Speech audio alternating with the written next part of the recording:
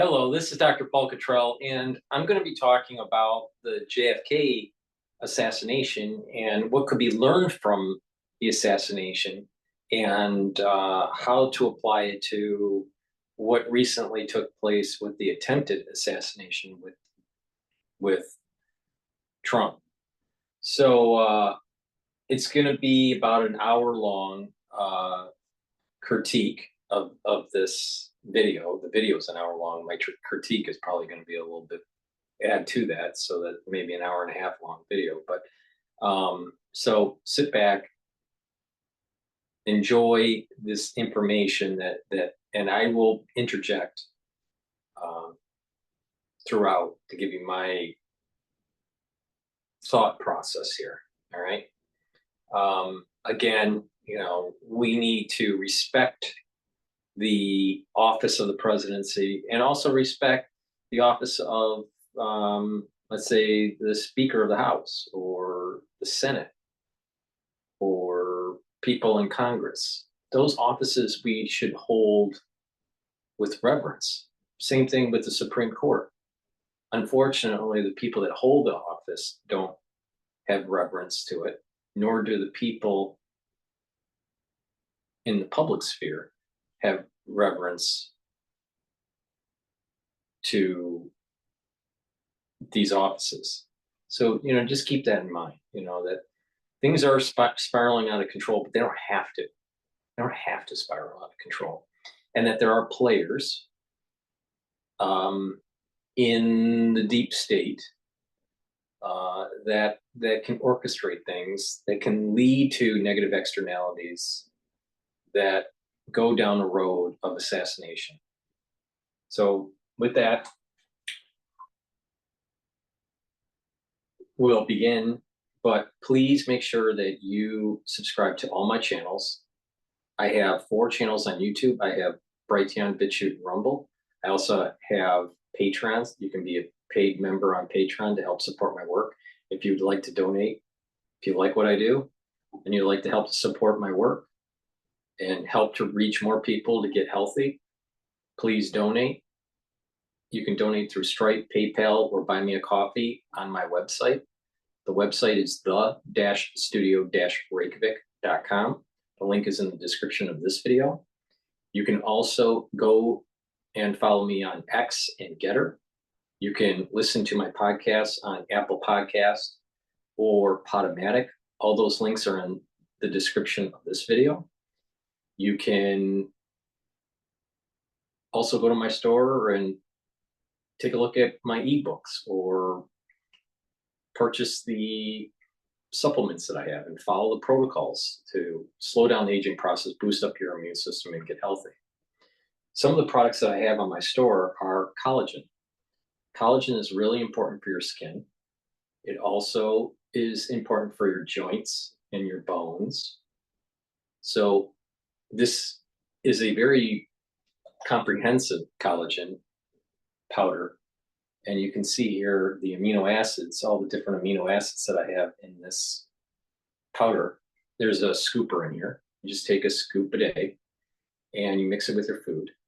Or some people put it in a smoothie or water or fluid or whatever. But the way I take it is I just mix it in food, normally like hummus or something, soft, and take it every day, right? And you'll start to notice that your joints are healthier, your skin's healthier, you'll have more flexibility. And when you do this over a longer period of time, you'll notice that you're reversing some of the aging effects on bones and muscle, and on skin and on joints. If you follow the protocol that I have here, not just take the collagen, but also drink 64 ounces of filtered water, take vitamin C, take C60 and resveratrol, and at night put the silver gel on your skin and exfoliate when you wake up in the morning, you'll notice that your skin is tighter, clearer, and that the skin's more vibrant. It's healthier. And then you get the added benefit of better joints, better bones, ligaments, tendons, right? So take the collagen every day. It has a very good amino acid profile in the powder, and get healthier. So go to the store and get the collagen peptides. The vitamin C, like I said, will help to boost up your immune system, but also help with the skin. I have turmeric to bring down inflammation. It's really important as part of the anti-aging protocol to bring down pro-inflammatory cytokines. So you take turmeric every day to bring down inflammation. If you're not feeling well, actually take a couple of this, a couple more. In addition, if you are working out, you can recover quicker if you take more turmeric. So take it every day and it will help with inflammation. It's also an antioxidant. You should couple it with ashwagandha root. Ashwagandha root will control blood glucose levels and help with bringing down that inflammation and help with cardiovascular health. Vitamin D3, very important as a gene expression cofactor. So you have the cellular processes working properly. In addition, it helps to absorb calcium and go through, and you need vitamin D3 to help cells go through apoptosis, especially if they're infected. That was the reason why vitamin D was so important during the 2020 crisis. Lignans, very important to help to boost up your immune system. This is a powder. You should be taking it every day. Take it with either water or with food. It's easier to take it with food. There's a little scooper. Just take a scooper a day. No big deal. And it's for males and females. It will also help with for your endocrine system, to help with hormonal health for males and females. So it's really important to have your endocrine system in homeostasis and boost up your immune system. In the post-2020 crisis, more individuals have higher risk of cancers. In addition, the prevalence of cancers are going up, especially with the data that's been coming out in 2023 and some of the data that's coming out in 2024. So it's really important to boost up your immune system, because a strong immune system and bringing down that chronic inflammation is going to give you more energy to be able to fight disease and cancers. Immune system, a robust immune system, is really important. So please go to my store and get the lignans. You should be taking this every day. And omega-3, really important to help with your lipid profile. You want to bring down your LDL and you want to increase your HDL. You can do that with diet, with proper exercise, and proper supplementation. Omega-3 will help to bring down that LDL and bring up your HDL to improve your lipid profile. When you do that, you're improving your cardiovascular fitness. So go to my store and get the omega-3. It also prevents the stickiness of the red blood cells. So by taking this every day, you're reducing the chances of clotting. With that said, let's start playing this very interesting documentary about how the CIA potentially was part of the assassination of JFK. And what we can learn from this. That's the key, is what we can learn from it. It's not just watching this, but what can we glean from this information and see some similar patterns in today's crisis.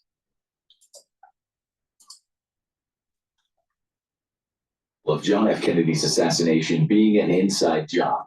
This is the story that could change your mind. Welcome to what many believe to be the most convincing of all JFK conspiracy theories. Before we talk about the evidence, and there is tons of it that may surprise even our most skeptical viewers, we need to talk a little bit about the motive. Why would the CIA, perhaps with various other officials of the American government, want to take out their own president? After all, if found guilty, it's a crime that would disgrace America forevermore. The risk involved was monumental, so there had to be a very, very big reason to go through with such a risky and treasonous plan. So we'll start our story in Cuba, Veradero Beach to be exact, about 2 hours from the capital of Havana. The French journalist Jean Daniel is having lunch in the living room of the summer residence of the Cuban leader Fidel Castro, a man the CIA went to almost ridiculous lengths to try to assassinate.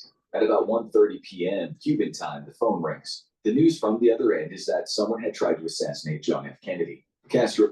Hey guys, J.D. Vance here in Radford, Virginia. I thought I'd take you behind the scenes a little bit. When you get to an event, they've got a ton of crap for you to drink and eat.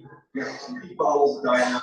Tried to assassinate John F. Kennedy. Castro and Daniel had already talked quite a lot about Kennedy before they received that news. The Cuban leader had pointed out he was reassured by how JFK and the Soviet leader Nikita Khrushchev had been getting along so well, and that they were possibly working to effectively end the Cold War. At one point, Castro told Daniel, "I know that for Khrushchev, Kennedy is a man you can talk with.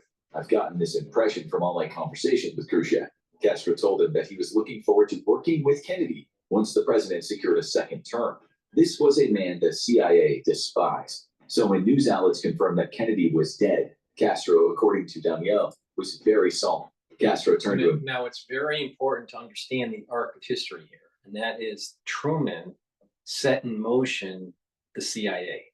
Okay, he didn't want to set in motion the CIA, but he was kind of pushed into it because of the Cold War and he needed intelligence.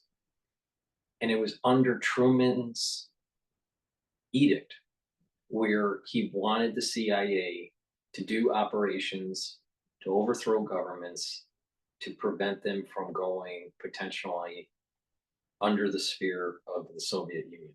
So this is how it all kind of started. It was under through Truman, and it advanced those operations under Eisenhower. Said, everything has changed. Everything is going to change.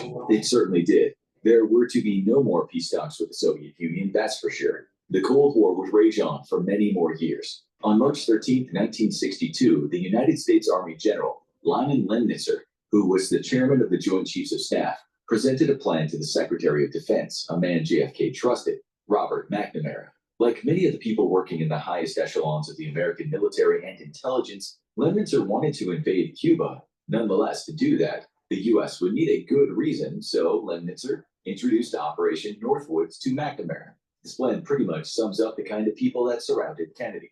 Operation Northwoods was what was called a false flag operation, a fabricated. Now, with McNamara, you got to remember that at Harvard, regional studies were happening, and they were working with the CIA with the regional studies. Now, McNamara received his undergrad degree from the University of California, Berkeley. And he then received an MBA from Harvard University. So just keep that in mind, that a lot of these key people that kind of started launching us into the Vietnam era actually came from Harvard. And this is through the regional studies and the alignment of Harvard with the CIA, and the alignment with the CIA, the alignment with Yale and the CIA. In which a fake hostile action requires an offensive response. Lemnitzer wanted to attack the U.S. military bases and blame it on the Cubans. Among the bullets and bombs, U.S. intelligence propagandists would spread rumors on the radio about this vicious attack on innocent Americans. They would hire friendly Cubans to walk around close to the attacks in Cuban military uniforms. They then pretend to capture those men. There would be fires set, aircrafts burned, installations bombed, ships attacked, and later even funerals for mock victims. Lemnitzer said they would publish casualty lists in all the biggest newspapers, along with sad stories to get enough popular support to start an invasion of Cuba. In part 4 of the proposal, he wrote, "We could develop a communist Cuba terror campaign in the Miami area, in other Florida cities, and even Washington." He said there would be wounding of innocent people to be widely publicized. They would want to explode a few plastic bombs in carefully chosen spots. US citizens would be outraged, and of course, they'd say, yeah, go kill those commie terrorist bastardos. As crazy as that all sounds, it was par for the course. Such subversion was not unusual during the Cold War. Lemnitzer said all the Joint Chiefs were on board with the plan, and the CIA was firing on all cylinders to make it happen. They believed the evil communists had to be stopped at any cost, which is partly why the CIA committed or encouraged human rights abuses all over the world during the Cold War. This was the political environment JFK entered when he was elected president. To appreciate the JFK assassination conspiracy theory, you have to understand what length certain people in the US military and intelligence. Thanks to this waterfront hotel on Booking.com, even Yankees fans are loving Boston. Oh, no, we're keeping tabs on our rivals. Certain people in the US military and intelligence would go to. Kennedy dismissed Operation Northwoods, telling Lemnitzer and other key advisors he could not foresee anything in the near future that would justify and make desirable use of the American forces to overt military action in Cuba. This is all well documented, as is everything we'll tell you today. JFK was isolated in his own government, according to the conspiracy theory. He'd already lost support among many of his advisors after the 1961 Bay of Pigs incident, when the CIA secretly sent 1,400 Cuban exiles that they'd trained into Cuba. Kennedy was a much younger president, one with different ideas about how to carry out politics. This plan had been drawn up during the Eisenhower administration before him, and even though JFK would go on to dismiss similar plans during his term, at the end of the day, he was expected to do what he was told. This all started when Castro's forces overthrew the Cuban dictator Fulgencio Batista in 1959. The CIA now wanted to throw Castro out, just as they'd covertly done with success to leaders in Iran and Guatemala, with plenty of assassinations along the way. To get the job done, Cuban exiles were trained by the U.S. at guerrilla training camps in Guatemala. American involvement was supposed to be kept secret, which did not happen. The whole thing was a total disaster. Castro's troops won and then captured many of the exiles. Kennedy later told friends that the Bay of Pigs was a trap. The older men around him had thought that he'd be drawn into sending troops in. He told his friends Dave Powers and Ken O'Donnell they were sure I'd give in to them. He added they couldn't believe a new president like me wouldn't panic. He said they had me figured out all wrong. JFK did not trust many of the older guys who advised him, and especially the CIA director, Allen Dulles. Dulles admitted in memoirs found after his death that the plan was always to get Kennedy to send in troops rather than permit the enterprise to fail. Instead, JFK handed Cuba $53 million worth of baby foods and medicine in exchange for the prisoners Castro had taken. It was a total embarrassment. And while JFK gave the green light on assassination plans for Castro, he still had to keep pushing back the hawks around him that kept telling him to invade Cuba. Then there was Vietnam. The U.S. had been active in Vietnam for years. In 1954, Vice President Richard Nixon said, if the French withdrew, the United States might have to take the risk now by putting our own boys in. The CIA later helped French forces through its Saigon military mission, SMM, directing paramilitary campaigns against the communists and assisting with propaganda. The U.S. even considered using tactical nukes on Vietnam to help the embattled French under Operation Vulture. Much later, in May 1961, JFK agreed to send 500 Special Forces troops and military advisors to help the pro-Western government of South Vietnam. A year later, close to 11,000 American military advisors were working in South Vietnam, and of course, Kennedy approved that. The Americans did not want the communists overrunning Southeast Asia. So, under JFK, U.S. presence did indeed increase. But Kennedy would soon start thinking differently about Vietnam. He was under a lot of pressure to send actual combat troops to Vietnam.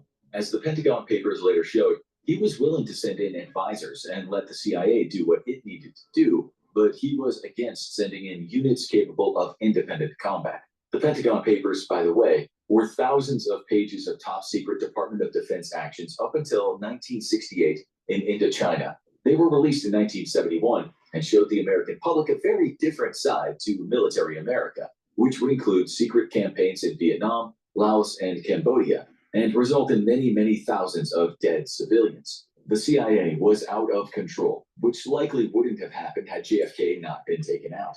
That's why Snowden and even WikiLeaks and what was going on with what was his name, Madden. showing a sign of the NSA and the crazy stuff that was going on with the war in the Middle East post 9/11 and how out of control it was, right? But unfortunately, the people that were blowing the whistle in modern day events were demonized by the very profession that they were in, by journalists. Julian Assange of WikiLeaks was demonized by the professional media, right?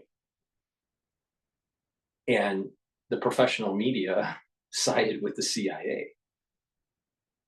That's not what was happening when the Pentagon Papers, were released and published, and light was shined on what was going on with the whole Vietnam War.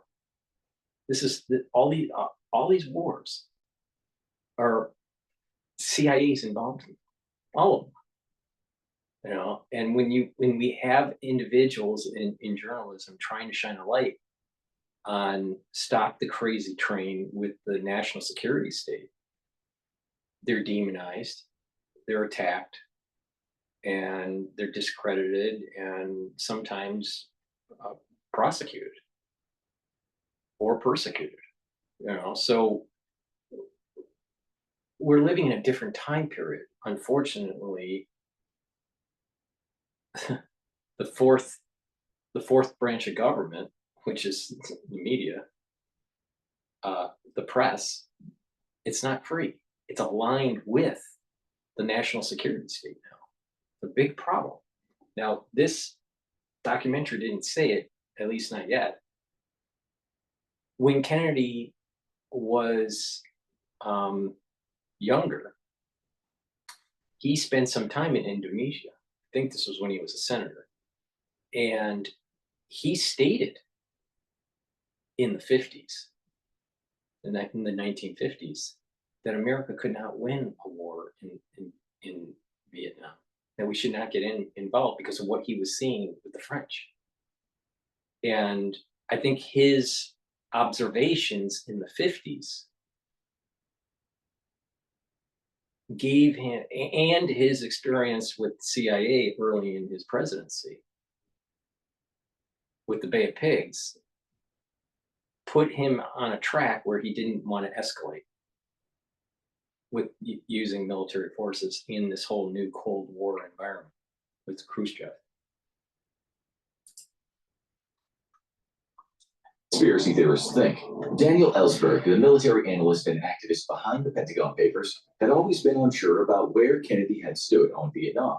It didn't seem to make sense to him, sending in more men yet remaining reluctant to send in the combat troops. So he asked JFK's brother, Robert Kennedy, RFK, when he got the chance to in 1967. RFK, soon to be assassinated in 1968, too told him that his brother had rejected the urgent advice of every one of his top military and civilian officials, which was to send in troops. Years later, Ellsberg recorded this conversation and said that this is what RFK had said when he was asked why his brother wouldn't send in the combat troops. RFK said, "Because we already were there in 1951. We saw what was happening to the French. We saw it. My brother was determined to never let that happen to us." JFK knew what would happen, partly because of the Senate Majority Leader, Mike Mansfield, who he'd sent on a fact-finding mission to South Vietnam in 1962. Mansfield returned and told JFK that getting into a war in Vietnam would be a mistake. JFK later signed a National Security Action Memorandum to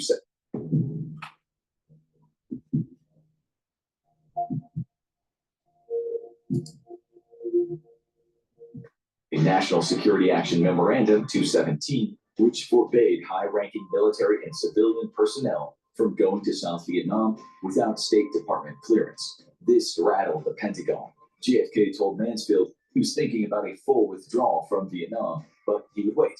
His actual words were, "But I can't do that until 1965 after I'm re-elected. If he tried before, he'd be criticized by the conservatives and might lose some of their vote."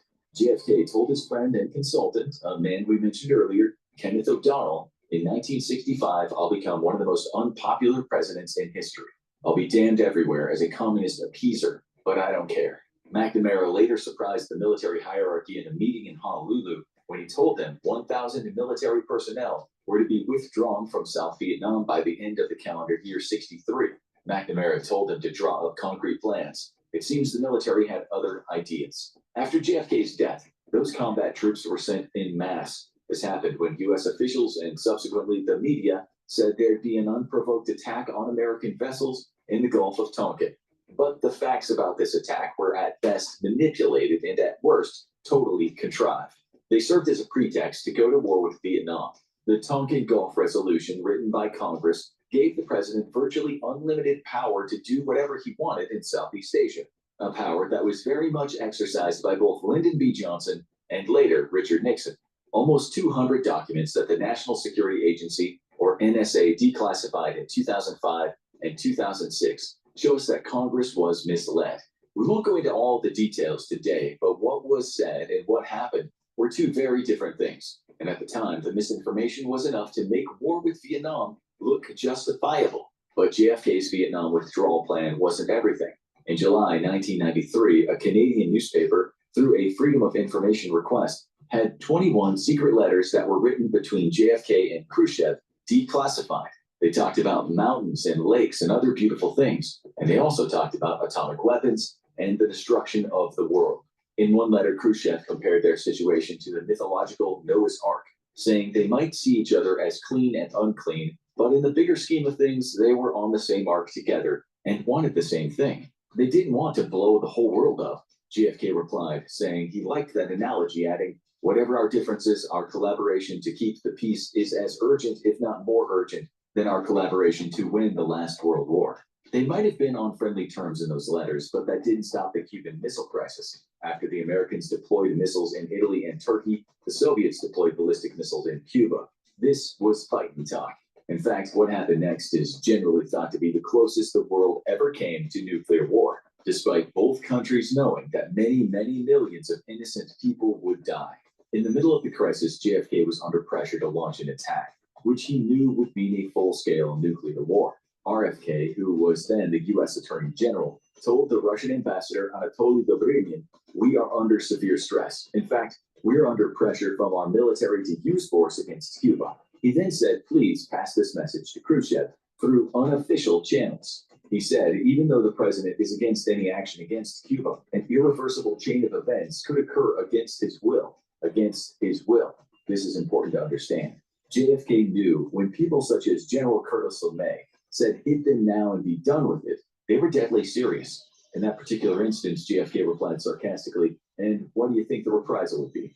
JFK later told his friend and special assistant, Dave Powers, "Can you imagine LeMay saying something like that? These brass hats have one advantage in their favor. If we listen to them and do what they want us to do, none of us will be alive to tell them they were wrong." JFK and Khrushchev came to an agreement. Khrushchev withdrew those missiles from Cuba. The U.S. did the same in Europe, but that was done in secret. So Mr. Khrushchev lost the vote of confidence in Russia. He was seen as a weak man for trying to save the world from obliteration. JFK later told the historian Arthur Meyer Schlesinger Jr., "The military are mad. They wanted me to do this. They were also mad at him, not just mad in general. They got even madder when he made his commencement address at the American University in Washington on June 10, 1963. He started the speech by telling the students in attendance he wanted to focus on one topic, peace. His words have gone down in U.S. history. To understand why he was taken out, you need to hear some of his speech. Like Eisenhower before him, JFK understood the danger of what had become what Eisenhower called the military-industrial complex. "What kind of peace do we seek?" JFK asked. "Not a Pax Americana enforced on the world by American weapons of war. Not the peace of the grave or the security of the slave. I'm talking about genuine peace, the kind of peace that makes life on earth worth living. The kind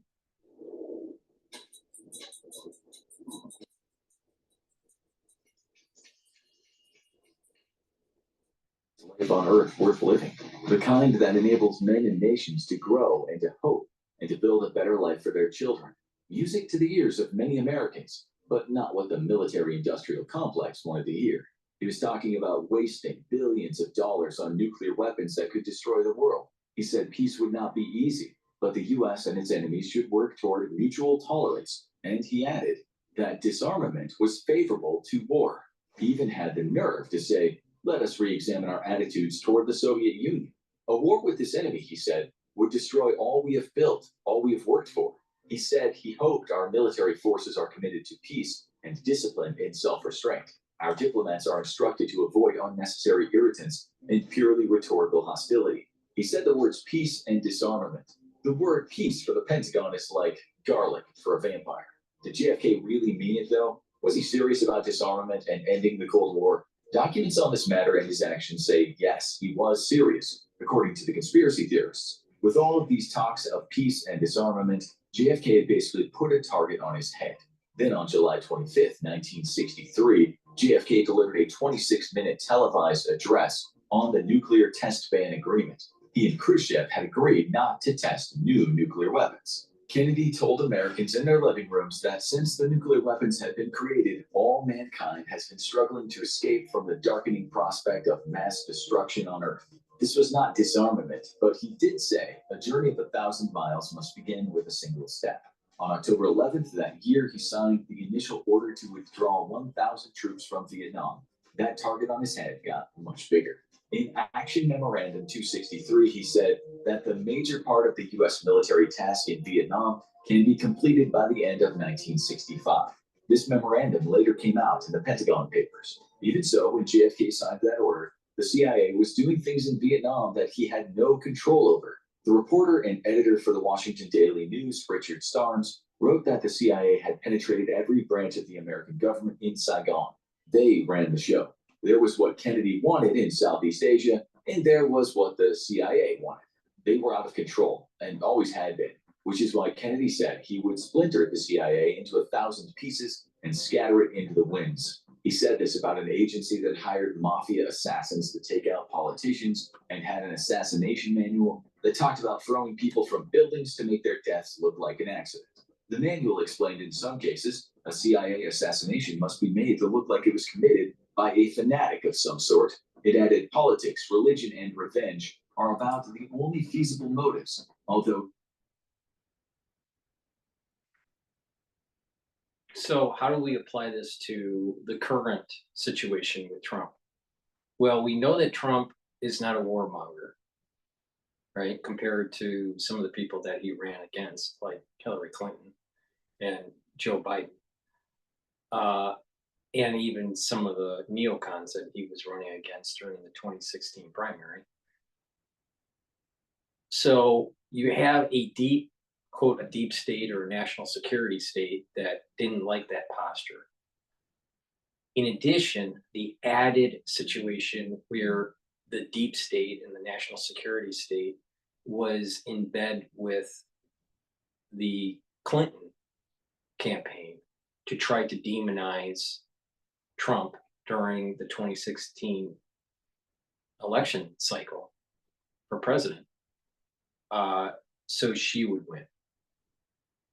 But they were doing things illegally, with this fake dossier and trying to, position him as some sort of, Russian compromise, Russian candidate, which ended up being all fake. But the FBI promulgated this story, and it went through the whole election cycle for 2016 and into his presidency pre-COVID. So, he was always battling that lie. So the difference is that you had a party, the Democrat Party in this case, aligning with the national security state to try to take out a potential president-elect from really redoing some of the things on the international landscape. Two big international things that he wanted to do was reset the trade. So he was more, pro-American on the trade. So, we use terms like fair trade instead of free trade or reciprocal trade.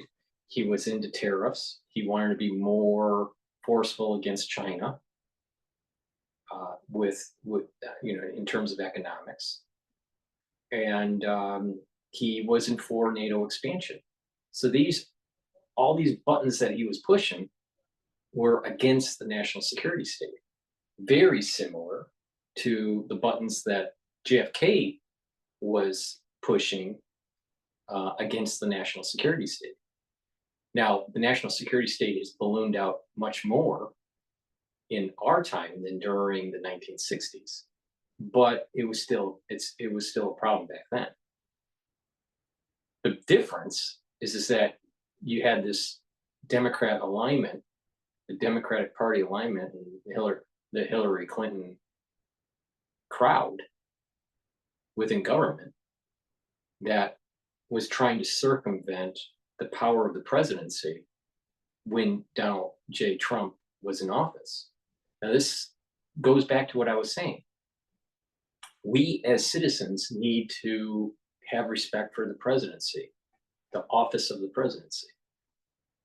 The people that are in office have to respect the office of the presidency. In addition, the people that are administrators within government, no matter what branch of government, should also be respectful of the office of the presidency and not feel as though they have the right to circumvent the president. And that's how we get into these situations. So there are similarities and differences, but the common denominator in the final analysis is that you have a president, either Trump or Kennedy, that was not willing to go in parallel with the national security state. They were going against the grain. And that created irritation within the system. And when you irritate certain people too often in the system, then they'll go after you. Trump irritated a lot of people over at the FBI. Trump irritated a lot of people at the CIA. JFK irritated a lot of people at the CIA, the head guy, which was Dulles.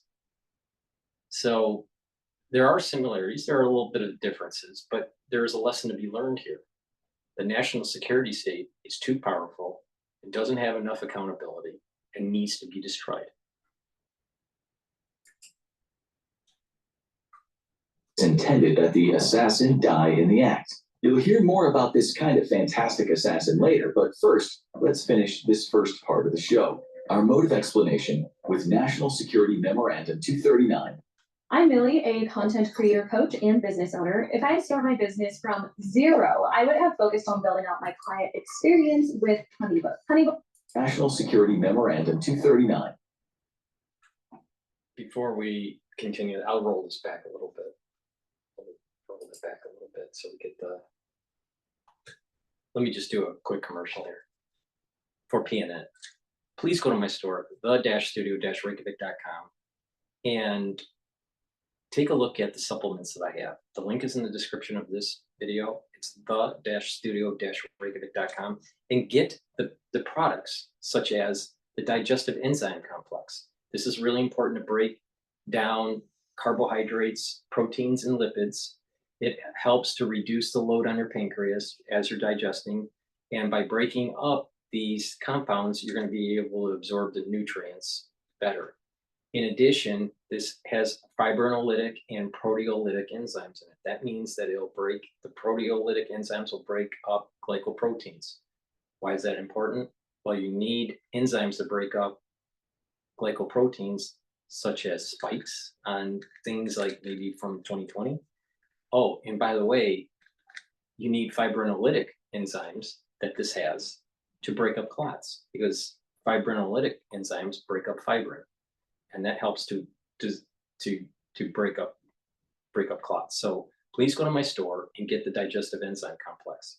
If you work out regularly and you need to have faster recovery, take this and it will help you to do that, because it'll break up those proteins, carbs, and lipids quicker so you can recover faster. So please go to the store and get the digestive enzyme complex. This is very important to take. I also have a vitamin B complex, which is really important. The first 5 vitamin Bs are for the health of the mitochondria. You need vitamin B1, B2, B3, B4, B5 to allow for the mitochondria in a cell to reach its full potential for ATP creation. All right. In addition, you need the other vitamin Bs for cellular metabolism. So it's really important to take a good complex such as this as part of your daily routine, especially when you get older. So please go to my store and get the vitamin B complex. It's very high quality product. All my products are very high quality, but go to the store and get the vitamin B. It'll help to boost up your energy. And lastly, the clarity factor. This is really important to help with getting rid of that brain fog and being able to concentrate at work or in school. And it will keep those neurons connected. We have neuroplasticity. If we don't use our brain, especially as we age, it will start to recede, those connections. But if you challenge your brain and you have the proper growth factors and nutrition, you can increase those connections. So you can slow down the actual aging, the normal aging process of neurons by proper supplementation, proper exercise, proper diet, and proper mental trainings. For example, learn new things, read, write, talk, think about new concepts, talk to people, have good mindfulness, or have a little bit of spirituality or meditation. When you couple these things together, you're going to improve your neural health. So go to my store, the-studio-reykjavik.com, and get the clarity factor and take my advice. Take this supplement, and it's going to improve your neural activity. And when you do this on a regular basis and you keep those connections and you learn new things, you're going to actually slow down the aging process compared to a peer group that doesn't do those things. But proper exercise and diet are also important. So please go to the store and get the clarity factor.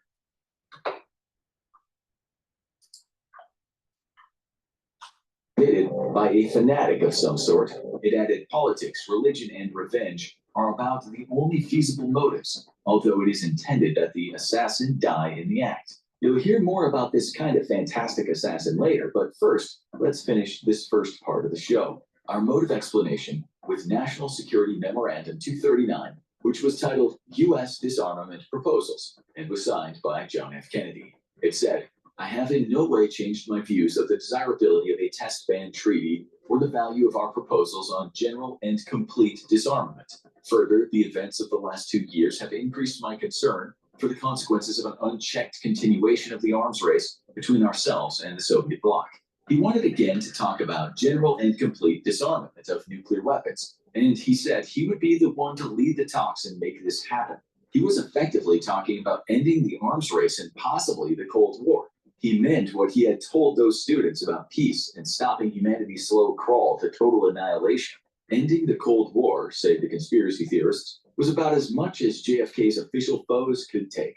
The target on his head was shining like the North Star on a clear night. Kennedy now only had a few months of his life left to live. Now, you have a motive, but as yet, no evidence. Hey guys, JD Vance here in Radford, Virginia. We've got a great rally here. People are excited about President Donald J. Trump and getting him back in office to promote. As yet, no evidence. On October 31st, 1957, a man named Lee Harvey Oswald arrived at the American Embassy in Moscow and met the consul, Richard Snyder. Oswald, who 2 months before had been discharged from the U.S. Marine Corps, told Snyder he wanted to renounce his U.S. citizenship.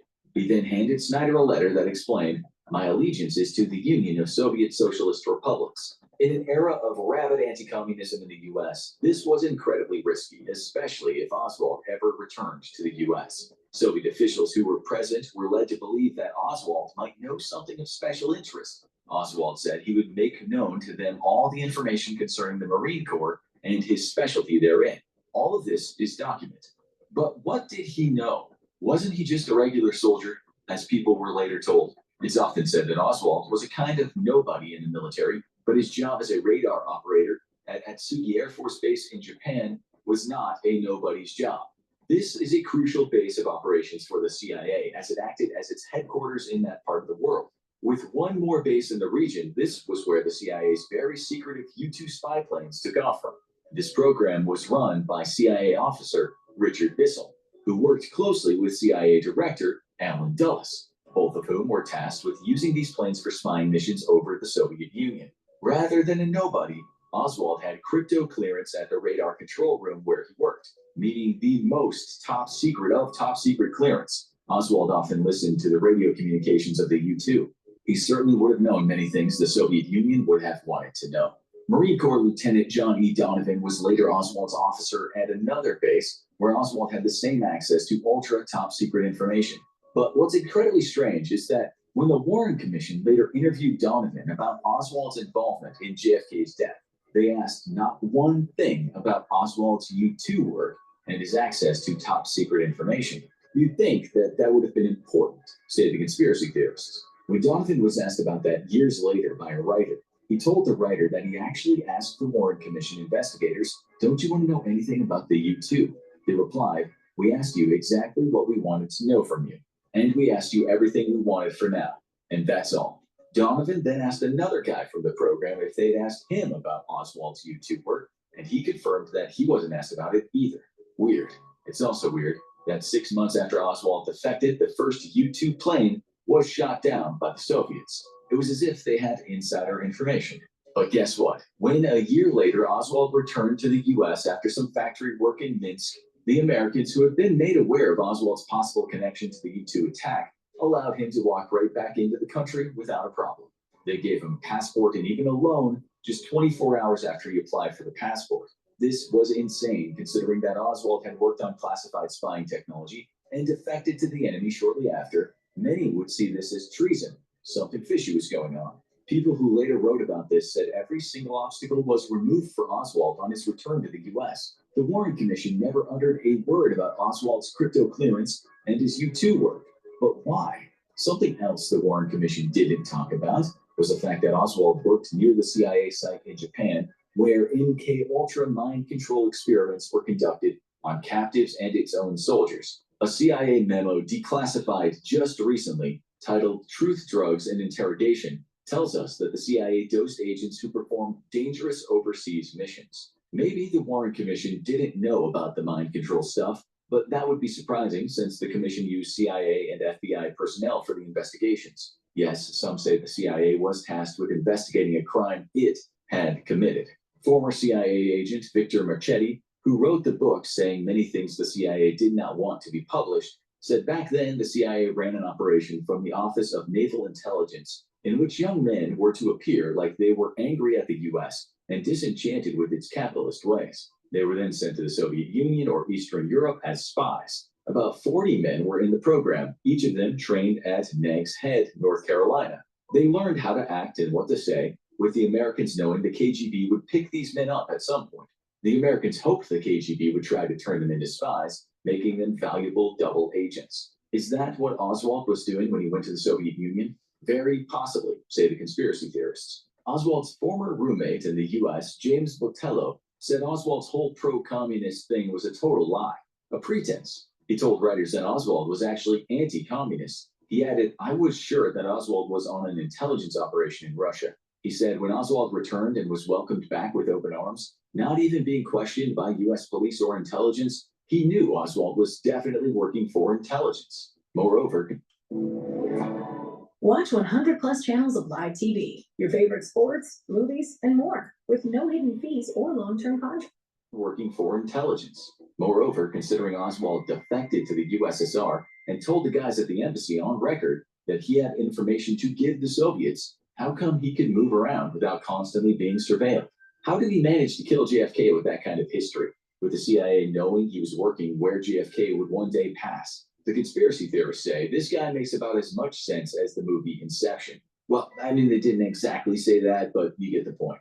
It's believed a man named George de Mohrenschlitt was Oswald's CIA handler. In 1977, he gave an interview saying this was true. He explained that a CIA agent named J. Walton Moore put him in touch with Oswald. Mohrenschlitt said, "I would never have contacted Oswald in a million years if Moore hadn't sanctioned it." The New Orleans District Attorney Jim Garrison, depicted in the movie JFK by Kevin Costner, called Mohrenschlitt a CIA babysitter. Garrison said some of Mohrenschlitt's family told him Oswald had been made a scapegoat for JFK's assassination. Mohrenschlitt's wife and daughter said on record that he was the one who got Oswald a job in Dallas at a graphics arts company. This firm, Jaggers, Childs, and Stovall, was, according to the Warren Commission, just a regular commercial advertising outfit, and left out the fact that the company made highly classified maps for the U.S. Army, possibly maps of Cuba and the Soviet Union, which Oswald could have helped with. 3 hours after Mohrenschlitt opened his mouth about his relationship with Oswald, he was found dead in a house in Florida. This happened just minutes after Gaten Fonzie, an investigator with the House Select. Now, another similarity, all right, with modern connections to the deep state with the Clintons is that whenever someone had some information or something was leaked out or someone was talking, they would get killed. Right? So there's a similarity there too. Now, a lot of people have stated that when Bill Clinton was the governor of Arkansas, that he was tied to the CIA because of the weapons and the drug running that was going on with the Iran-Contra. So Bush Senior, and the CIA and the Clintons were kind of tied at the hip, even during Bill Clinton's, governorship in Arkansas. So there's something weird about the Clintons and the deep state, the CIA. There's something, there are similarities that if someone has some information, all of a sudden they're dead, right? So. Committee on Assassinations had come knocking at his door and left a card. The writer James Douglas, whose investigations we've used a lot today for this show, believes Mohrenschlitt was just a pawn in the game. Garrison understood only too well that people who talked tended to suddenly die, which is why he hid one female witness we'll discuss later. We'll also show you a bunch of very mysterious deaths. The man running the CIA's counterintelligence programs from 1954 to 1967 was James Jesus Angleton. This Yale graduate was a fervent anti-communist and was the head of the CIA's assassination program, which he ran with Army Colonel Boris Pash. The latter is more famous for investigating Robert Oppenheimer for alleged spying activities for the Soviets regarding the atomic bomb. Pash also led the Alsace mission when the Americans tried to grab Nazi scientists who worked on the atomic bomb and chemical weapons. After that, he took charge of the CIA's so-called wet affairs, which were assassination and kidnapping programs. When the Church Committee and the House Select Committee on Assassinations, HSCA, looked into such men, they found that Angleton's Special Investigations Group had a file on Lee Harvey Oswald. It was called a 201 file. The CIA had this on Oswald for 3 years before JFK was killed. The Warren Commission had not found this, and if it had, things might have turned out very differently. 201 files were for CIA operatives that needed to be watched closely as they become. You know what's in your cheap protein powder? Well, here to tell us is all-natural fitness athlete Paul Scott. All right, let's see what we got. Sucralose, artificial flavors, soy lecithin, ion-charged protein. That needed to be watched closely as they become suspicious. But what's also interesting here is that documents were unearthed that showed the CIA had been creating phony 201 files for the ZR Rifle Project, which was related to the assassination of political leaders. The reason that some of these files were forged was so the CIA could one day use that person as a scapegoat. They could say, look, we already knew this agent was up to no good, and then place all the blame on him. The HSCA interviewed a woman named Ann Egerter. She worked for Angleton and had seen Oswald's 201 file. It was her testimony that showed us that Oswald was actually a CIA asset, but one who was under investigation by the CIA, or perhaps being set up to become a scapegoat. We should say that she was indirect with her answers when interviewed, but researchers now say her testimony implies strongly that either Oswald was indeed a member of the CIA or was being used in an operation involving members of the CIA. The former CIA finance officer Jim Wood. Before we go back to the 201 file on Oswald, please go to my store, the-studio-reykjavik.com, and get the Good Night Formula. This helps you to get into 3 cycles of REM sleep a night. This has tryptophan and melatonin in it, as a few other things. So, but the key is that you want REM cycle, you want good night's sleep to be able to detoxify your body, to consolidate memory, and to have that well-rested sleep so you have the energy in the morning. A lot of people are not getting enough sleep on a regular basis, so please go to my store and get the Good Night Formula. This is going to help you get those REM cycle sleeps. If you're chronically deprived of sleep, you are going to have memory problems. You're going to have a buildup of toxins, and you're going to age faster. There's a correlation between not having good sleep and neurodegeneration. So it's really important. Sleep is a big part of having your body slow down the aging process. So go to my store and get the Good Night Formula. In addition, everyone needs to be getting a multivitamin. Multivitamins have cofactors in it that attach to enzymes to allow for proper activity in the cell. So proper metabolism, proper cellular activity. So please go to the store and get this multivitamin. This is easy to digest. Go to the store, the-studio-reykjavik.com. Wilcott also backed up the fact that Oswald was a CIA asset. Wilcott became a whistleblower who said he left the CIA when he realized the work they were doing had nothing even remotely to do with humanism. His wife, who was also CIA, left too. They both testified that by leaving, they'd be able to sleep better at night. Jim testified that another reason was that while working at the Tokyo station, other loose-lipped CIA agents told him the CIA killed JFK. Jim testified, "I thought these guys were nuts, but then a man I knew and had worked with before showed up to take a disbursement and told me Lee Harvey Oswald was a CIA employee. I didn't believe him until he told me the cryptonym under which Oswald had drawn funds. Jim then realized that he himself had advanced funds to this same cryptonym, which in his eyes made him partly involved in his beloved president's assassination." In 1978, after Jim had left what he saw as a disgraceful agency, he told the San Francisco Chronicle it was common knowledge in the Tokyo CIA station that Oswald worked for the agency. It was also widely known that he'd been employed to become a double agent spying on Russia. Jim explained Oswald was recruited from the military for the express purpose of becoming a double agent assigned to the USSR. More than once, I was told something like, "So-and-so is working on the Oswald project," back in the late 50s. He added, one of the reasons given for the necessity to do away with Oswald was the difficulty they had with him when he returned. Apparently, he knew the Russians were onto him from the start, and this made him very angry. After this kind of talk, both Walcotts had their lives made very difficult, which, as you'll soon see, happened to many people. They were followed everywhere they went. They struggled to find work. Their car tires were slashed. They regularly received threatening phone calls. Now we should talk about Richard Case Nagel, a CIA double agent who was arrested on September 20th, 1963, after walking into the State National Bank in El Paso, Texas, and firing 2 shots into the ceiling. He said he purposely got himself arrested because I would rather be arrested than commit murder and treason. Nagel had worked for Field Operations Intelligence, which was tasked with covering up the true nature of the CIA objectives. As a double agent, he also worked for the KGB, and one of his tasks was surveilling Lee Harvey Oswald. Nagel admitted all of this later at a time when fewer people believed Oswald had acted alone in killing JFK, or even acted at all. Nagel also said the KGB knew about the JFK assassination plot before it happened. He said if anyone wanted to stop the assassination, it was the KGB. JFK was a much better leader for the Soviets than anyone who might replace him.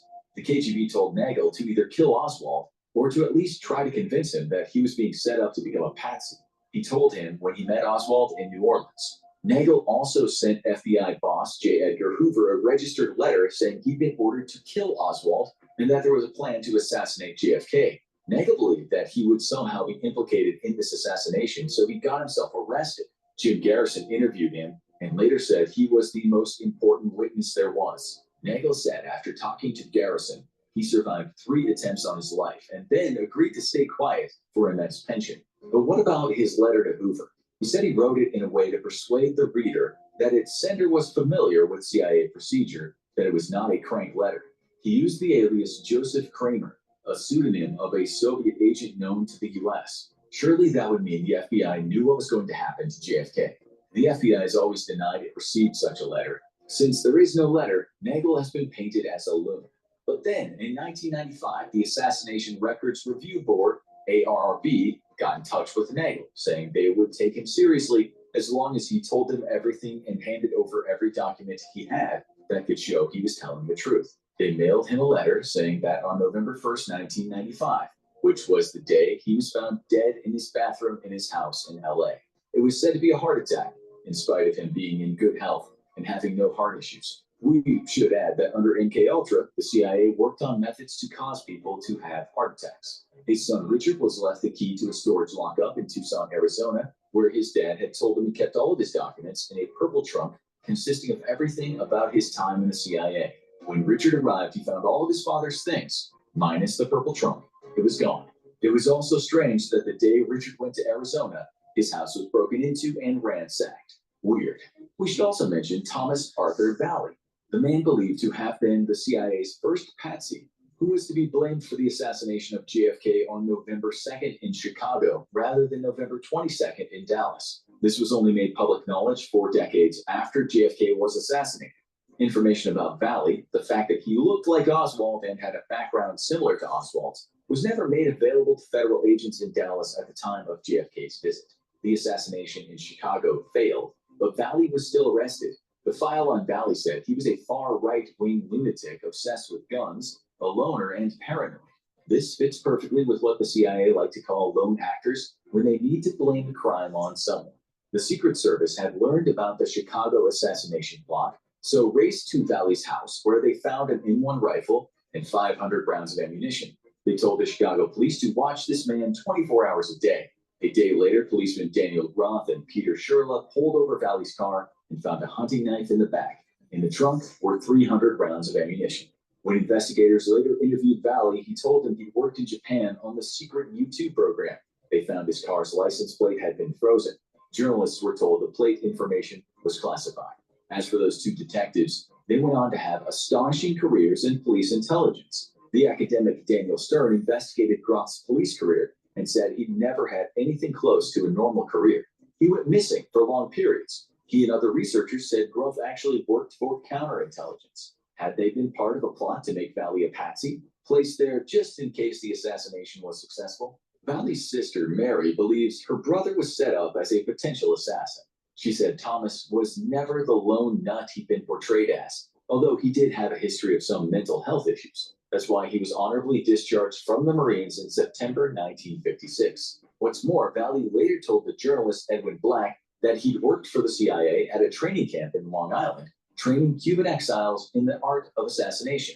Just like Oswald, he'd somehow managed to find a job right where the Chicago assassination attempt would happen, where JFK's motorcade would pass. It was as if his life was the double of Oswald's. Later investigation showed Valley also had access to a window at his new workplace that had the perfect view of the motorcade that was to pass through Chicago. Secret Service heard that 2 snipers with high-powered rifles were believed to be waiting for the president to pass through. The Secret Service, now knowing about the threat, arrested 3 men as possible snipers, and another 2 men were being held. These men were in custody just as the Chicago cops arrested Valley. The possible snipers arrested that day also didn't become known to the public for decades. Abraham Bolden, the first Black person to ever guard a president, was there in Chicago. He later said he couldn't understand why some of JFK's security was so lax. He said some of the men were drunk half the time. Bolden started drawing lines between what happened in Chicago and what happened in Dallas. On May 17, 1964, He tried to call the Warren Commission about this, but he didn't get through. On May 18th, he was arrested and accused of trying to sell Secret Service files. He was disgraced, even though there was hardly any proof. At his home in Chicago, as he sat in prison, his garage was burned down. A shot was fired through a window, scaring his wife and kids. When he spoke with Jim Garrison, he was subsequently put in solitary confinement. In 1995, when AARP... So you can see here where you have the deep state intimidating people that want to inform some of the nefarious things that are going on. In addition, one of the lessons learned from this event with JFK is not only was there a Dallas potentiality assassination being planned, but also a Chicago assassination that had similar features, but with different people. Now, the takeaway here is that what happened in Butler with the attempted assassination with Trump most likely came close in other areas of the country. I don't think Butler was the only one. I think that there were lapses in security and plots to take out Trump multiple times during this election cycle, and maybe even during the previous election cycle. I can't prove that, but I'm just saying that it wouldn't be out of the realm of standard operating procedures of the CIA.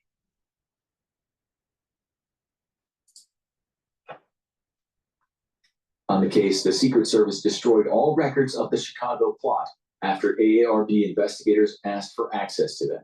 So, the theory goes that Oswald was framed, but to frame him, he needed to be seen doing a lot of sketchy things prior to the investigation. More than just going to Russia or seeming like he was pro-Cuba. That's where his double comes in. Prior to the assassination, there were many sightings of a man who looked like Oswald.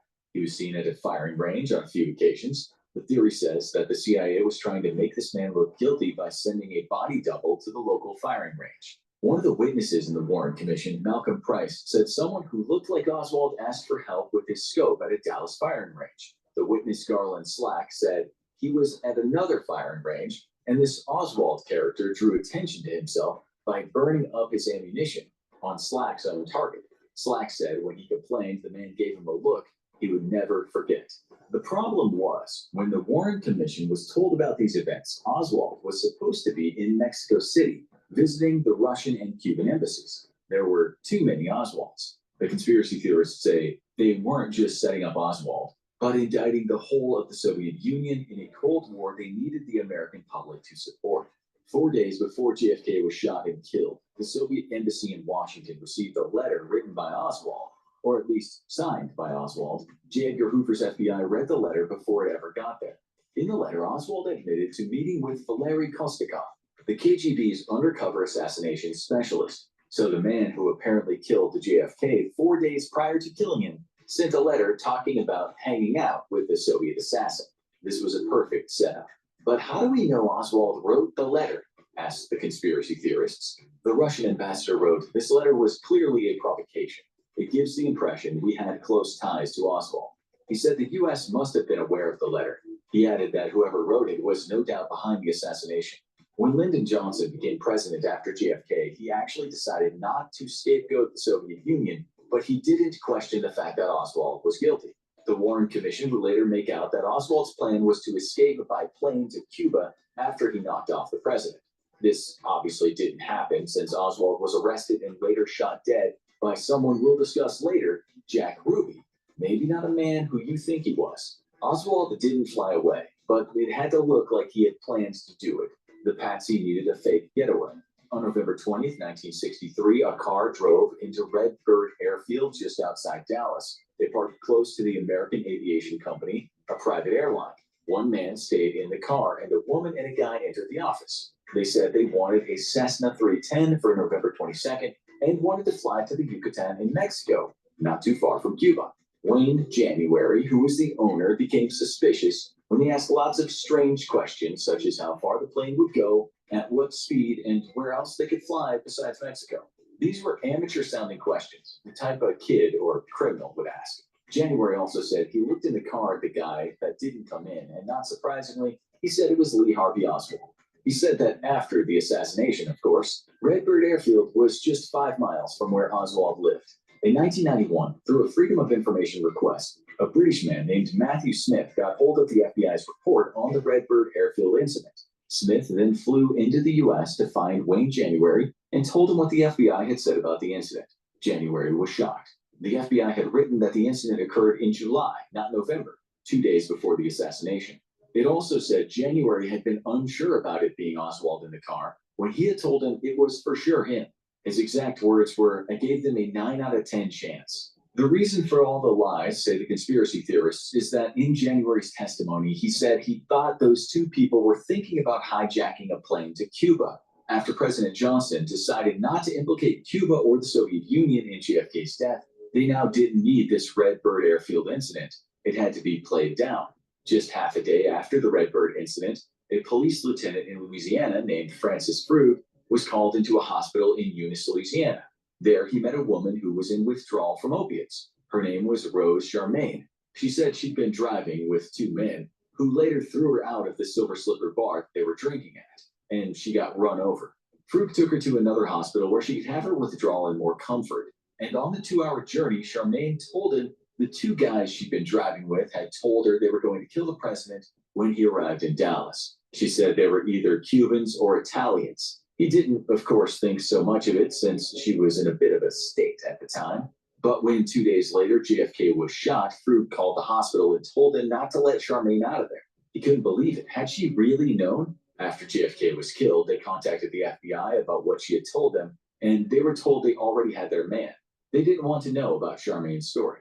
In a strange twist of fate, it also came to light that Charmaine had once worked for the nightclub owner, Jack Ruby. She also told Frug that through Ruby, she had met Lee Harvey Oswald.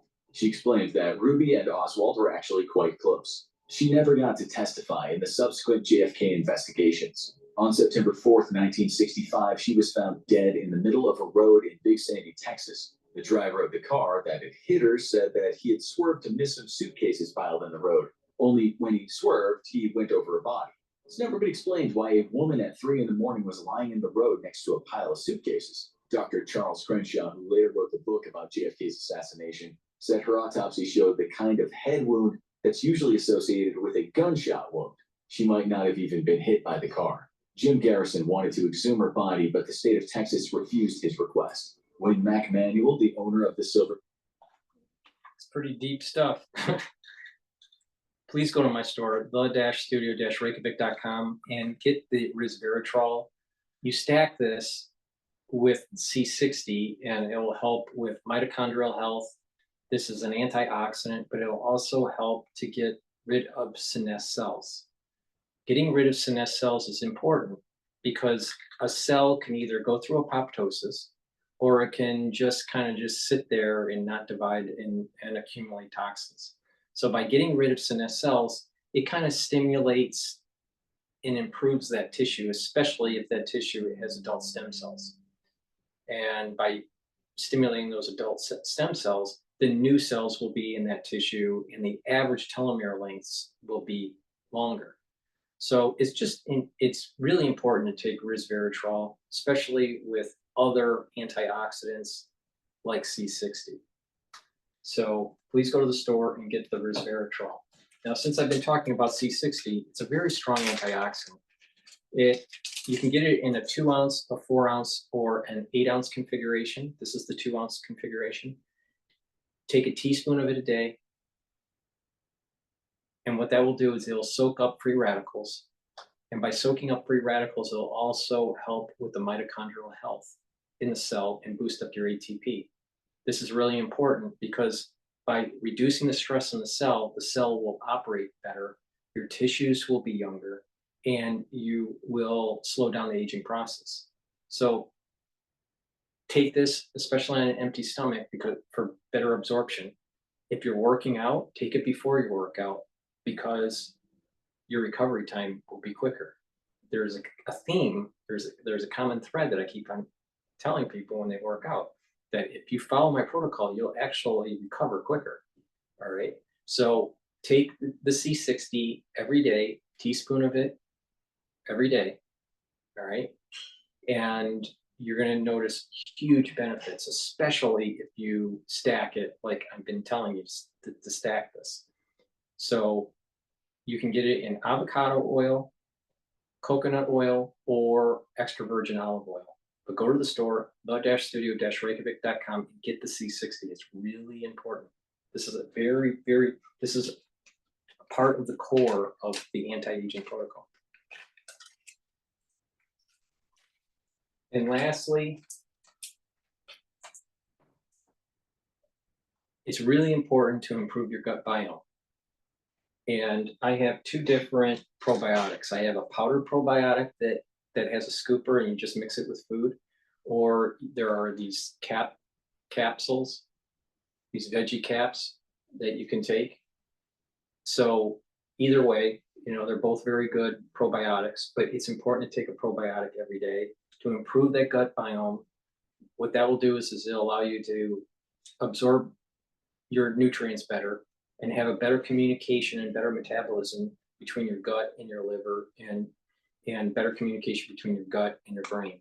A lot of people don't realize that brain health, acuity, and psychological mood can be affected by poor gut health. So please take a good probiotic, go to my store and get either these veggie caps or the powder version. I usually take the powder version. So, but that's just me.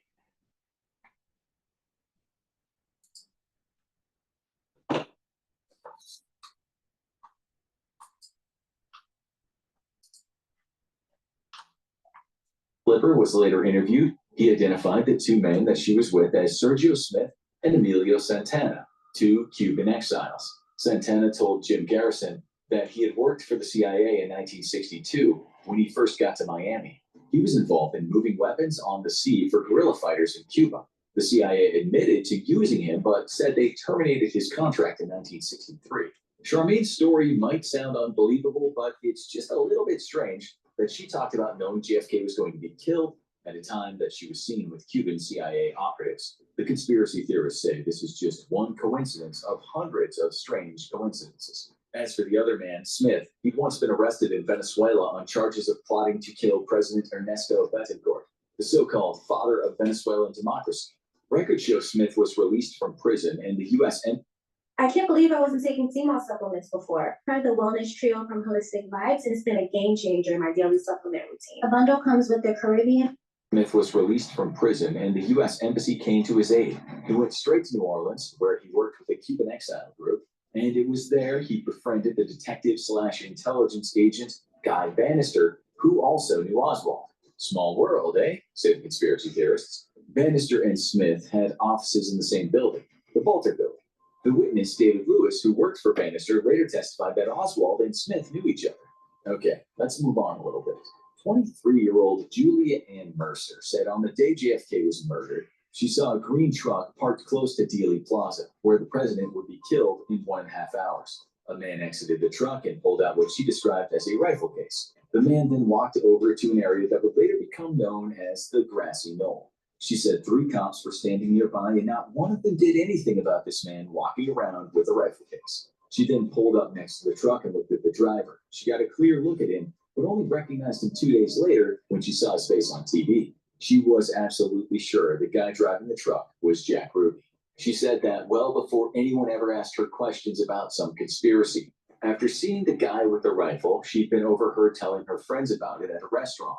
Police officers later stopped her and told her she'd been heard chatting about seeing a man with a rifle. And what's more, the president had just been shot. She was then questioned for 4 hours at a Dallas police station. When Jim Garrison interviewed her later, he showed her and her husband the statements she had made to the cops. She looked at them, and she said she never said anything like that. Her actual words to Garrison were, "They've all been altered. They have me saying just the opposite of what I really told them." She said she'd been given photos to look at by the cops of who might have been driving the green truck. She picked up one of them and said it was him for sure. She turned it over and on it was written Jack Ruby. They definitely showed me Jack Ruby and I definitely picked him out as looking like the driver, she told Garrison. Just imagine if this had gotten out before Ruby killed Oswald. It would have been massive, but the cops wrote that Mercer had been unable to identify the truck driver. She told Garrison that she told her family the day she saw Ruby on TV, but this was the guy she'd seen driving the truck. She then notified the FBI that not only had she seen Ruby in the photo, but that she had seen him again on the TV. But this wasn't in any FBI report. The only thing the official report said that was indeed one of the photos she'd been shown was of Ruby, but they said she hadn't picked him out. Garrison told her the FBI report said she said the words air conditioning were written on the truck, but she told Garrison that she told the FBI the truck had no writing on it.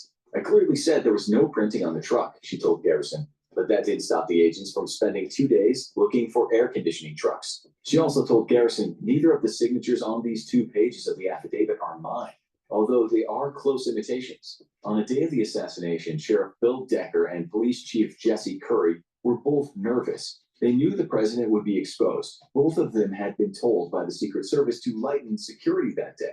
Decker had told his men they were to take no part in the security of the presidential motorcade. The House Select Committee on Assassinations later said both these men were just following orders from the Secret Service, orders that proved to be fatal to the president. The Secret Service said that JFK was the one who didn't want officers all around him, but subsequent interviews refute this. Air Force Colonel Fletcher Prouty, who protected President Eisenhower before, said all the windows of buildings in the vicinity should have really been locked down with tape over the order "Do not open," but that never happened. There was a vacuum of security for JFK.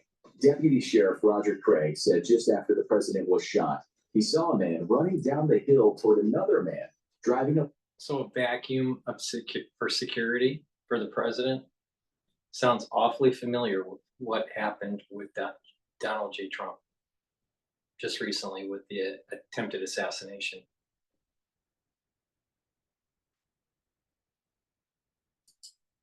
See, I think the key here, the key point is that you can learn things about an event by seeing similarities from a prior event. And through that kind of meta analysis, lead you to a certain type of conclusion. All right. It's not definitive, but it moves you in the right direction because there's a pattern of behavior, especially with the national security state, on their SOP.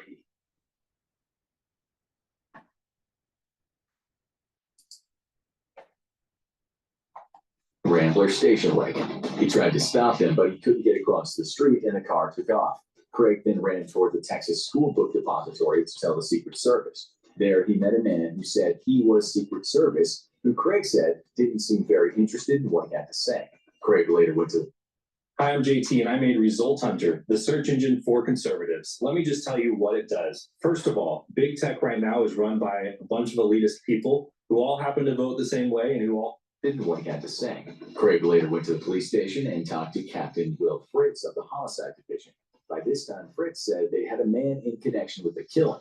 Craig asked to look at him to see if he was the same man he'd seen running toward that green Rambler. It was the same man, but how could it be? Oswald said that station wagon belongs to Mrs. Payne. Don't try to drag her into this. Mrs. Payne, who Oswald and his wife had stayed with, owned a station wagon, but it was a Bel Air Chevrolet. This would all be refuted anyway when the Warren Commission would say Oswald walked out of the building and got on a bus. The witness, Helen Forrest, also said she saw the running man enter a green Rambler. James Pennington corroborated what she saw, while some witnesses said they saw a man in a hat and tan or brown sports coat. Carolyn Walter said she saw a man in the school book depository leaning out of a window holding a rifle. Marvin Robinson and Roy Cooper both saw a man running down the hill toward the green Rambler. The Warren Commission rejected all these reports of a green Rambler. They couldn't use them because when Oswald was seen getting into the Rambler, Officer Marion Baker and Roy Truly said they'd seen Oswald on the second floor of the Texas Book Depository. What about JFK's injuries? His wife Jackie said, I was trying to hold his hair on, but from the front there was nothing. But from the back, you could see, you were trying to hold his hair on and his skull on. The Warren Commission wiped these words from their investigation, saying they were in poor taste. What these words might also have done is help prove that her husband was shot from the front. We won't get into the magic bullet theory too much because it would make our story even longer, but just keep in mind that this very crucial fact was striked from the official report. On the day of the shooting, William Allen Harper was taking photos near the grassy knoll. He actually found a large piece of skull fragment, which he then took to his uncle, Dr. Jack Harper. Jack passed it on to Dr. Cairns, the chief pathologist at the hospital where they worked. Both Cairns and another pathologist looked at the fragment and said it was a piece of skull belonging to the occiput, the lower back of a human skull. 9 years later, a student at UCLA realized that the x-rays of JFK's skull couldn't have been the real thing if these pathologists had been right. The x-rays showed a different part of the skull was missing. The x-rays fit the official story, which said there was only one gunman. But the skull fragment those guys had looked at suggested there must have been more than one perpetrator, meaning JFK was also hit from the front.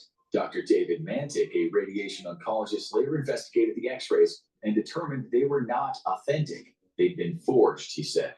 As for Oswald, he told the cops that when the president was shot, he was having lunch on the first floor. He then went up a floor to buy a Coke from the vending machine. A key witness whose testimony was ignored by the Warren Commission saw Oswald there at 12:15. Her name was Carolyn Arnold. She said she knew Oswald well because he was always stopping by her desk and asking for change for the vending machine. She said she knew the time when she saw Oswald as it was lunchtime. She went into the canteen for some water and saw Oswald sitting there with his Coke. She said he was alone as usual and appeared to be having lunch. This was apparently 15 minutes before he must have raced up 3 flights of stairs, set his sights on the president, shot him, and then escaped. JFK was also supposed to pass there at 12:25, so the killer was apparently sitting back and acting relaxed 10 minutes before getting ready for the shooting in a different part of the building. About 1.5 minutes after the shooting, Dallas patrolman N.L. Baker flew into that second-floor canteen, where he saw a calm Oswald. Baker then asked the superintendent, "Do you know this man?" Superintendent said yes. Oswald then finished trying to get a Coke from the machine. 1 minute later, the clerical supervisor, Mrs. R.A. Reed, also saw Oswald on the second floor. He had a can of Coke in his hands. They all testified that when they'd seen Oswald, he was not out of breath and looked totally calm. And yet, the Warren Commission was trying to say he pulled off the crime of the century and moved about as fast as Casper the Ghost. 15. Are you a hot sleeper? Do you find yourself waking up in the middle of the night, overheated and drenched in sweat? Something I did not know. Fast as Casper the Ghost.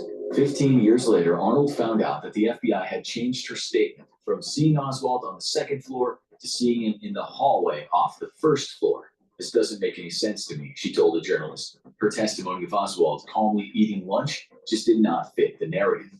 There are many more witness statements as to what happened at the book depository and in the street, and many of them are contradictory or not very reliable. This has been discussed time and again, and yet no one can say with certainty what happened. So we'll move on to focus on broader aspects of the case. As you know, the Warren Commission said Oswald then killed Officer. Please go to my store, the-studio-reykjavik.com, and get the magnesium and zinc supplement that I have. It'll help to boost your immune system. This is really important, especially if you're not feeling well, to take a double dose of this. But you should be taking magnesium and zinc every day to help to boost up your immune system. There's a common theme in terms of part of the anti-aging protocol, and that is improving the immune system, neutralizing pathogens, bringing down reactive oxygen species, and bringing down inflammation. That's the core. And then you build around the core. I have a new product on my store, olive leaf extract. This will help to boost up your immune system, but also to improve your circulatory system. How does this work? Okay. The compounds in a leaf, in the olive leaf extract, will help to improve your lipid profile. It'll bring down the LDL and help with the HDL. It will help to regulate blood pressure. And in addition, it is anti-inflammatory. So it'll help with the immune system. So again, I can't say this enough. It's so important to improve your health by bringing down chronic inflammation and to boosting up the immune system. So please go to my store and get the olive leaf extract.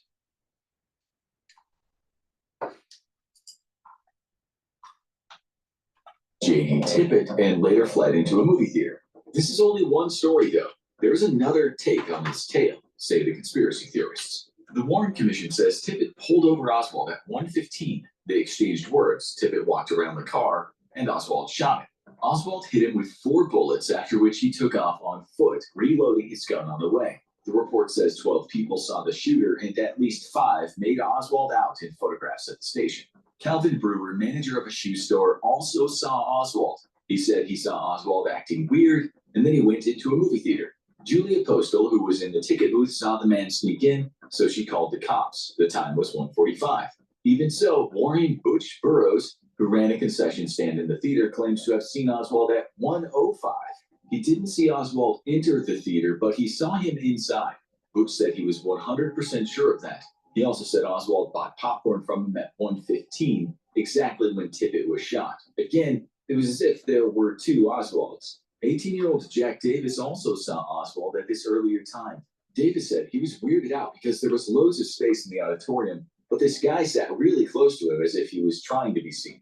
The man then got up and went to sit somewhere else. He proceeded to get up again and went to the lobby.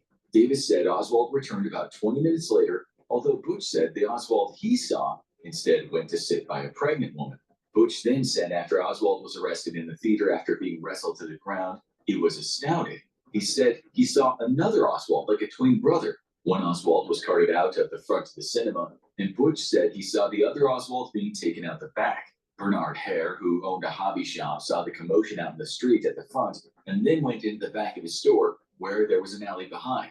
Regarding what he saw at the back, he later said police brought a young man out, they put him in a car and drove off. That was all fine at the time for Hare, but years later he learned that Oswald was taken out the front, which he said he knew was wrong because he'd been there and seen he was taken out the back.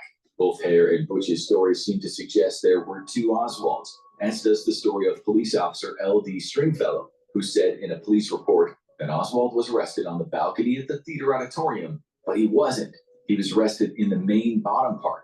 So, who did Stringfellow see being arrested?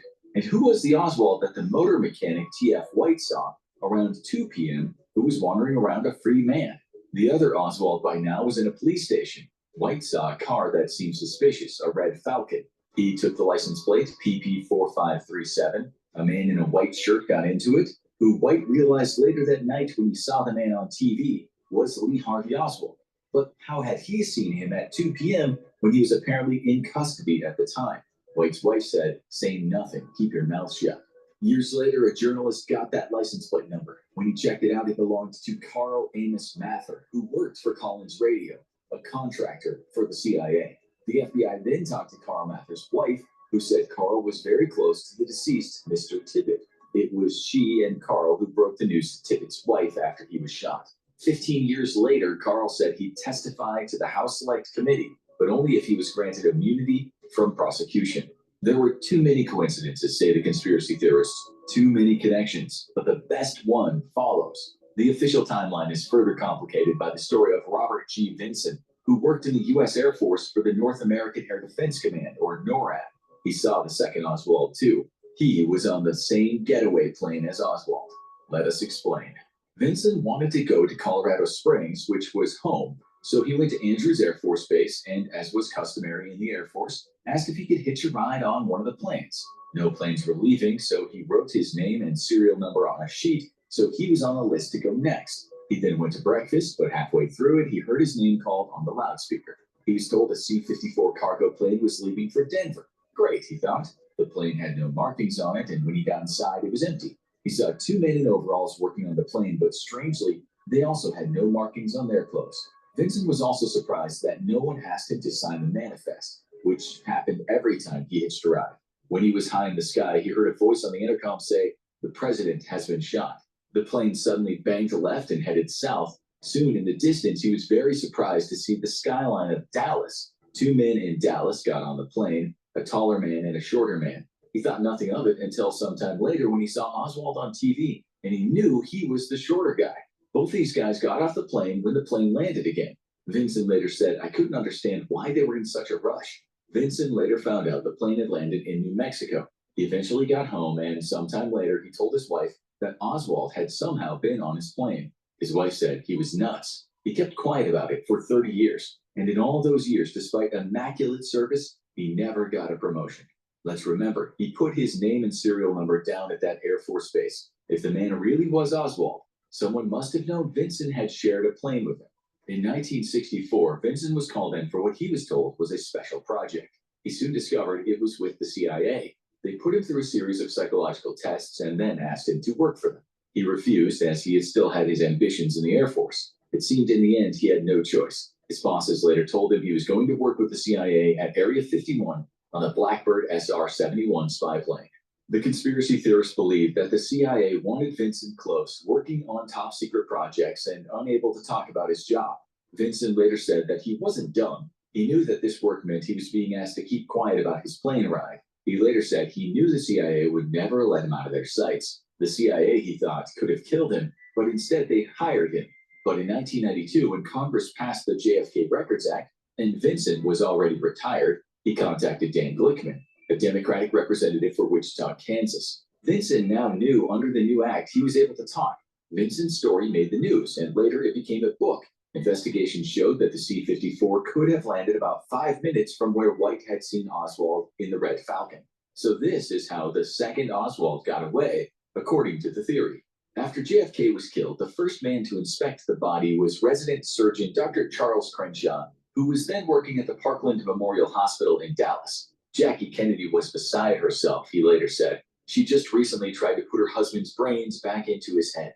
Crenshaw and the other doctors noted a small opening in the middle of JFK's throat, about the size of the tip of a finger. They'd all seen this many times in the ER. It was a bullet wound, an entry wound. There was absolutely no doubt about this, they said. They put a tube in Kennedy's throat as he wasn't breathing well, a process known as a tracheotomy. Crenshaw then looked at the empty cavity in the president's head, later saying that there was no doubt in my mind that the bullet had entered his head through the front.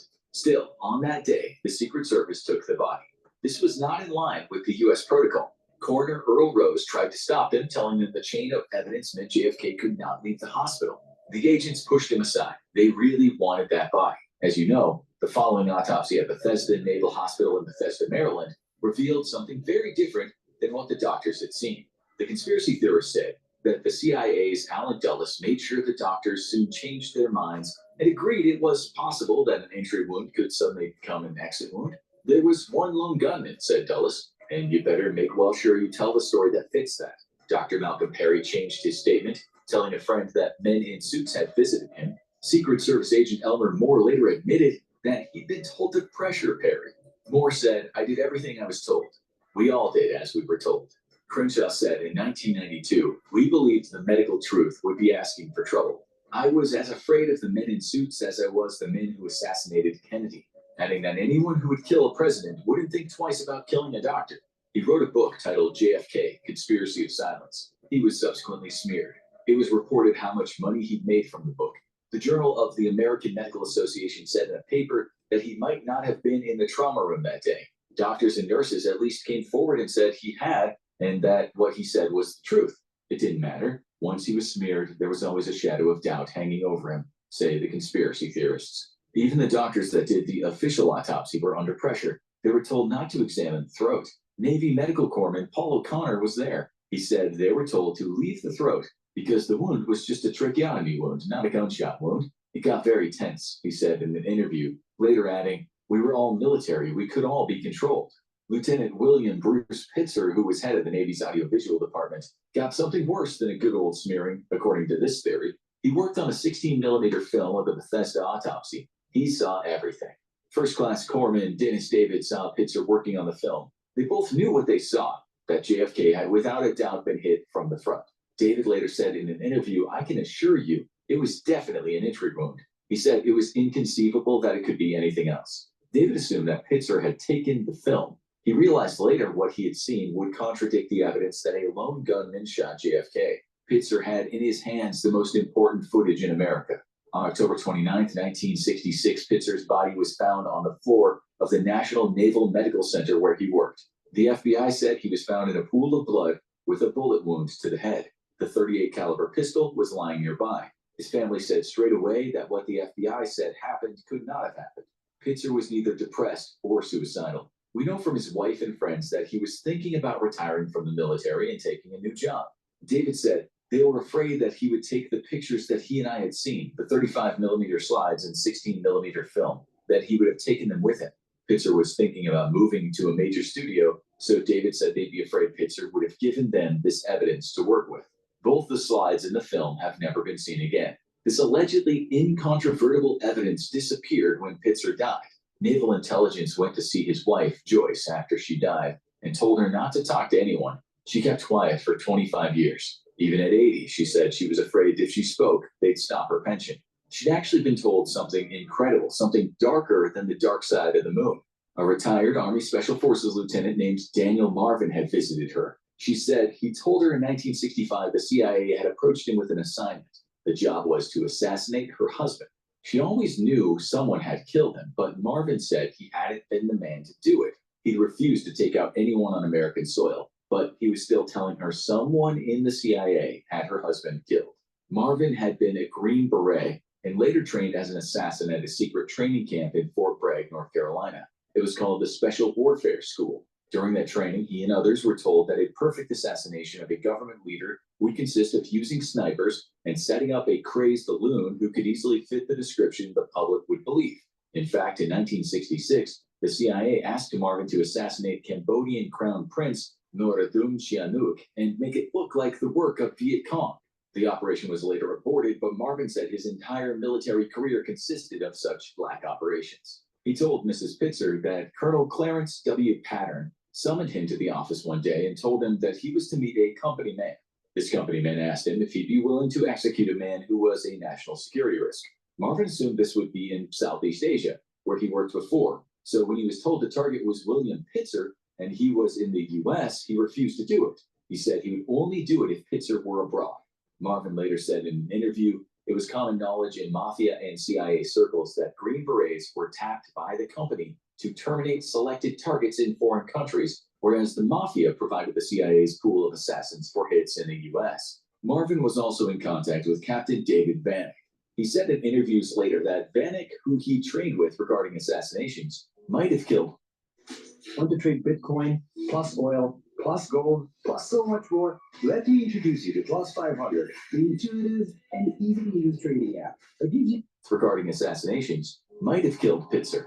In 1993, Marvin went looking for Vanek, hoping that he would admit what they'd done in the 60s. He said when he contacted the Veterans Service Directorate, he was told Vanek did not exist. There was no record of him.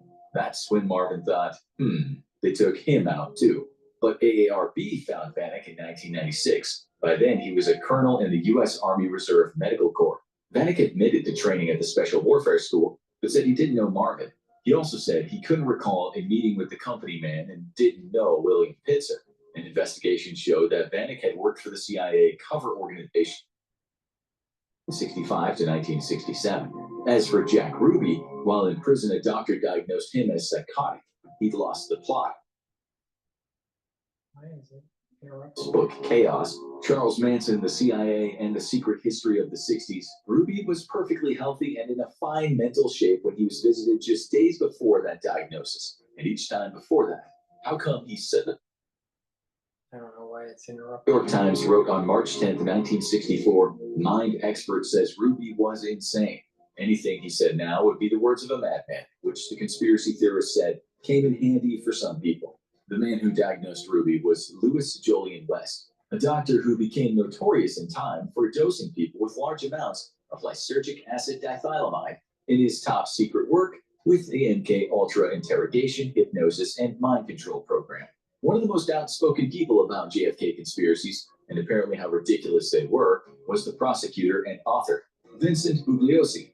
This same man threatened to sue Tom O'Neill when during the 25 years O'Neill researched his book on Manson, he discovered Bugliosi's famous book, Helter Skelter, was full of provable lies and completely missed the CIA's many connections to the Manson murders. It's just another coincidence that Bugliosi became a kind of spokesperson for the CIA and the US government in detailing how the conspiracy theories were not true. According to James Beard, who often played poker with Ruby back in the day, Ruby stored and shipped guns to rebels in Cuba for the CIA. The journalist Dorothy Kilgallen was working on a story about Ruby's CIA connections when she died mysteriously. She just had an interview with Ruby when she was found dead in her Manhattan townhouse, apparently from alcohol and sleeping pills. Next to her body was a glass with dust on it, as if someone had crushed some pills. In the CIA's assassination manual from 1952, in the techniques section, Part 3 describes how a forced overdose is effective and not easy to detect. Kilgallen had worked for 18 months on the JFK story, conducting numerous interviews. She said the Warren Commission report was laughable. She said she would shake up America with her story, and then she died. And according to the book, The Reporter Who Knew Too Much, her death had CIA written all over it. June Garrison always said Ruby was working for the CIA, not as an agent, but as a mafia asset, as many mafia gangsters back then worked for the CIA in return for favors. Ruby knew if he killed Oswald, he would be next, say the conspiracy theorists. That's the way it went. At 3 a.m., the Sunday before he did it, he called police officer Billy Grammer. Grammer later confirmed the speaker was Ruby. Ruby told Grammer, if you move Oswald the way you're planning, we're going to kill him. Grammer later said that Ruby was trying to foil his own assassination job so he wouldn't end up having to do it, and so die himself. The Dallas County Sheriff's Office received calls at 2:15 a.m. and 2:30 a.m. from a man saying Oswald was about to be killed. Even so, Ruby defied reason when he was able to get into the police station and walk right up to Oswald. This should not have been possible, especially after those 2 phone calls. You've heard a lot today, and there's more to this story, but what you've heard is the general outline of conspiracy theory that has convinced many people to question the official narrative. The question is, are you now one of those people? Now you need to watch Inside the CIA's Terrifying Sleep Room, or have a look at how they caught Charles Manson. Well, some of it I agree with, some of it I don't, but I think the key here is that there are similarities in the out of control aspect of the national security state, especially in regards to the FBI, the CIA, and special commissions from Congress. Please go to my store, the-studio-reykjavik.com, and get the Even Better bar, which is an all-purpose bar for your skin. You apply it on your skin every day, and you'll notice that your skin is smoother and softer. In addition, you can put it on wounds, like a cut, an abrasion, a minor burn, a bug bite. You can apply it on a sore muscle, and you'll notice that the sore muscle will have relief. So this is an all-purpose bar, so please go to the store and get the Even Better bar. And lastly, I have citrus and peppermint lavender tea tree deodorants for males and females. So please go to the store and get the citrus and the peppermint lavender tea tree deodorant bars. These are made from essential oils from the Himalayas. It's all natural. It has no aluminum in it. It has no baking soda in it. It's very high quality. So please go to the store, the-studio-reykjavik.com. Thank you for listening, and have a nice day.